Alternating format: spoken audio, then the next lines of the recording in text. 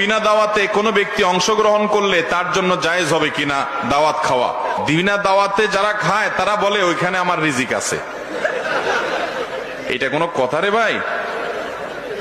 তুমি 2 নাম্বারই করবা আবার মাসালা একটা বানাই নিবা, এটা তো খুব খারাপ কথা ভাই। বিনা দাওয়াতে কোনো ব্যক্তি অংশগ্রহণ করলে তার জন্য জায়েজ হবে কিনা দাওয়াত খাওয়া? বিনা দাওয়াতে যারা খায় তারা বলে ওইখানে আমার রিজিক আছে। এটা কোনো কথা রে ভাই? তুমি 2 নাম্বারই করবা আবার মাসালা একটা বানাই নিবা, এটা তো খুব খারাপ কথা ভাই।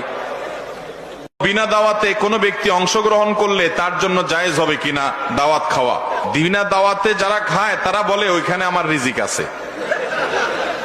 এটা কোনো কথা রে ভাই? তুমি 2 নাম্বারই করবা আবার মাসালা একটা বানাই নিবা, এটা তো খুব খারাপ কথা ভাই। বিনা দাওয়াতে কোনো ব্যক্তি অংশগ্রহণ করলে তার জন্য জায়েজ হবে কিনা দাওয়াত খাওয়া? বিনা দাওয়াতে যারা খায় তারা বলে ওইখানে আমার রিজিক আছে। এটা কোনো কথা রে ভাই?